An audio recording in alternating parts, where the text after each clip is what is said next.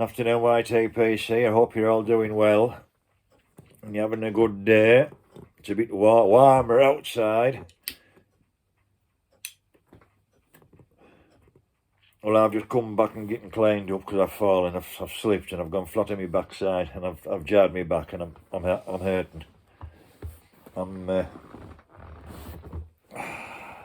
not in very good fettle. My feet went from underneath me and I've landed right flat on my backside and I've jarred my back, and so I've had a few painkillers and a drop of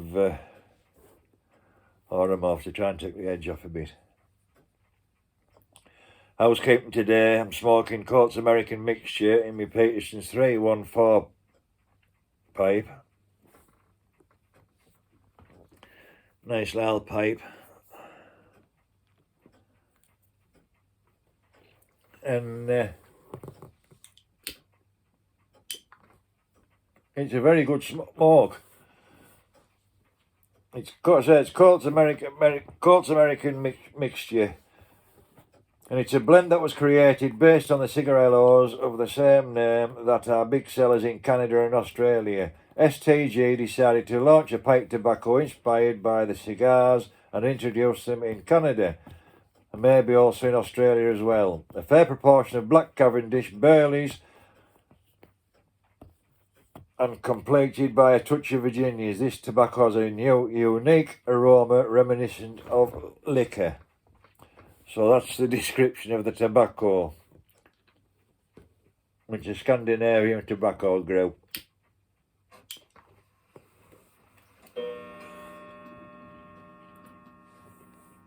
It's coarse cut.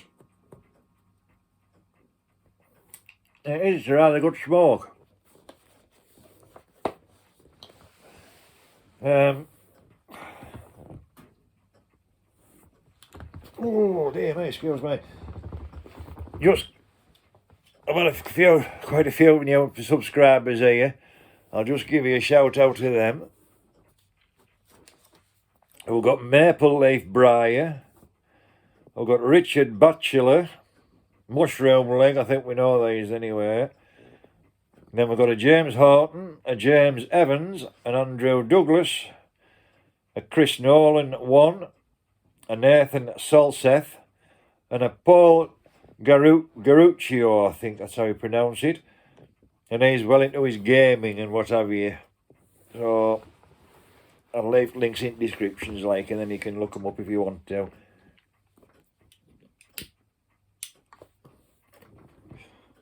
So, yes, I went flat on my backside and I am making it. It really bloody hurts.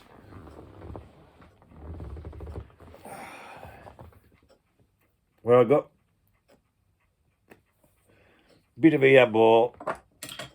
This one didn't surprise, realised what it was after the post lady had gone. Get my old sharp knife out so I don't cut myself. Sharp knife's better than a blunt knife. Just a loud box, not special.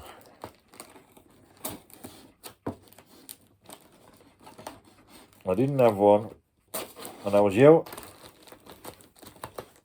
using a container lid when I was loading my baggage up, so I didn't go everywhere.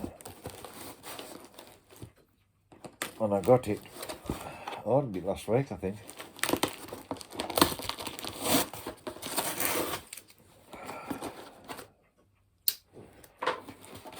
Oh, ta-da!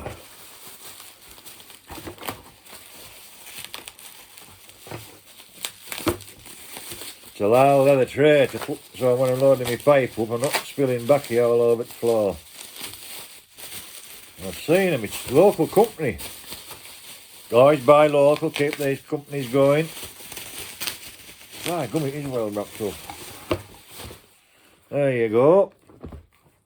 That's bunny, isn't it? God, it smells gorgeous.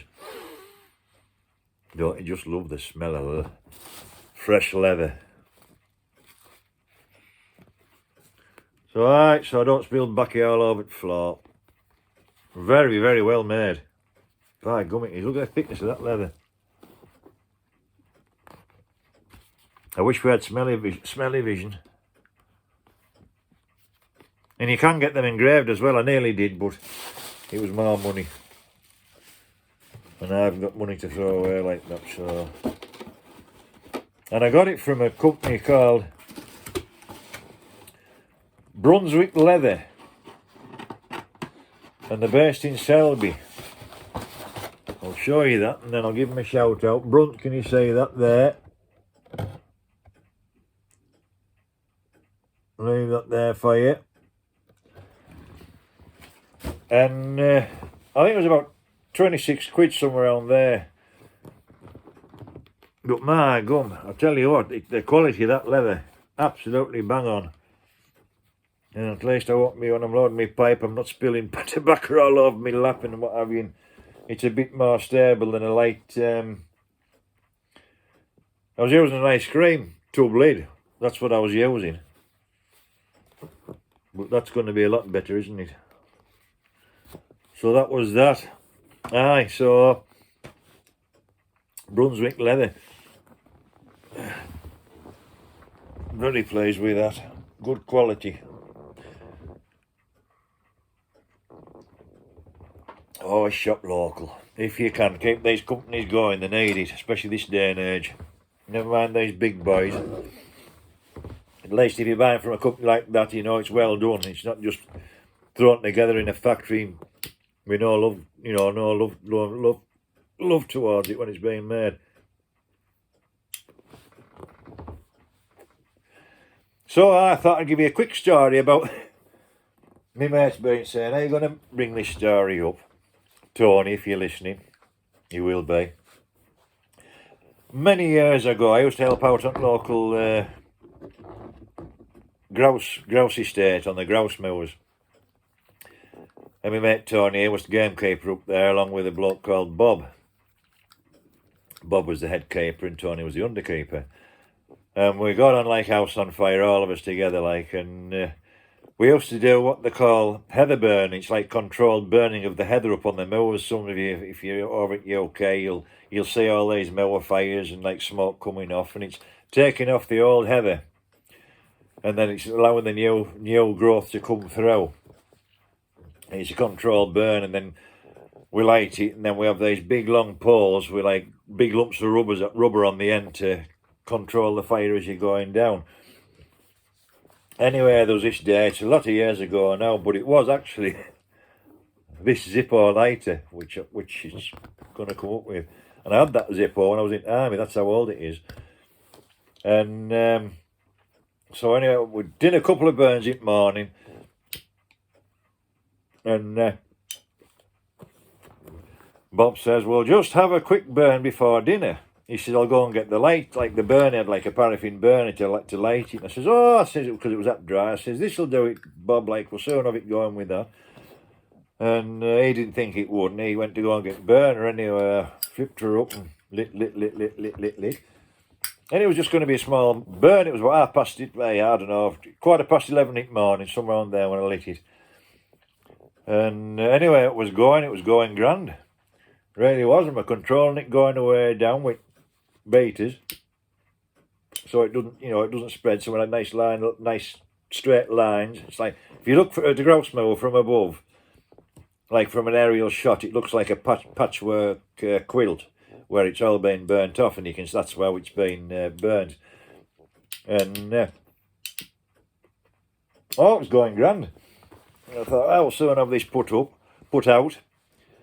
Anyway, wind picked up, didn't it?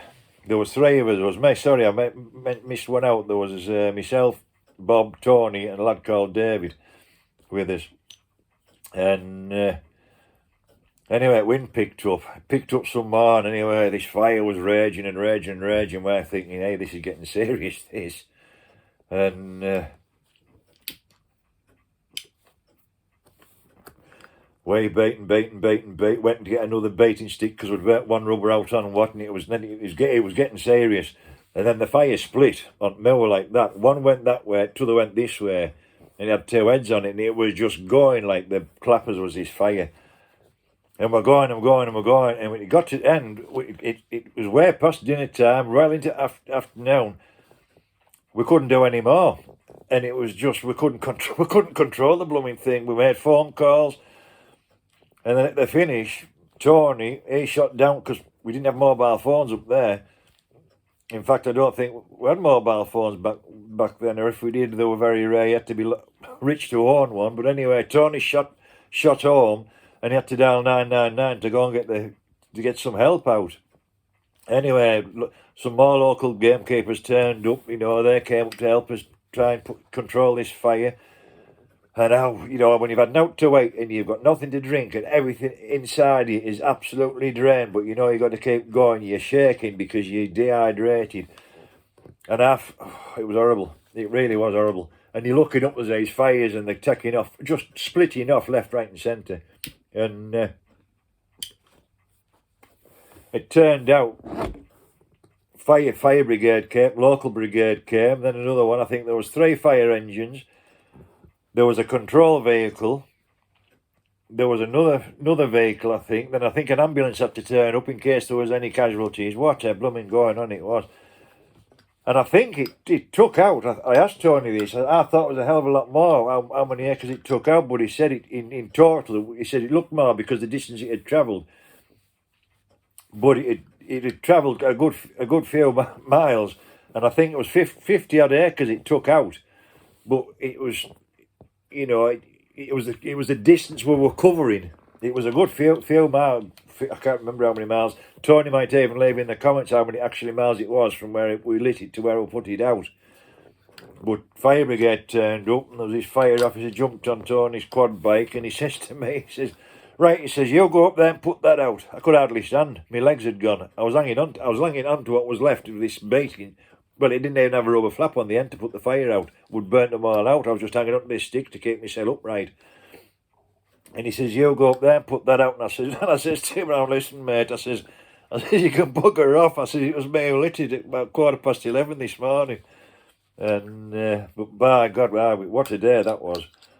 And it was about 6 o'clock, maybe 6:30 at night, somewhere on there, by the time we all got sorted out and got back up to build it, up to vehicles, because it was a hell of a traipse back up there to go where our baits were and our drinks. But by God, what a day that was. But yes, this Zippo lighter, the famous Zippo as Tony calls it. What a day that was. Absolutely chin strapped, all of us. But that Zippo lighter, my God, what a day that was.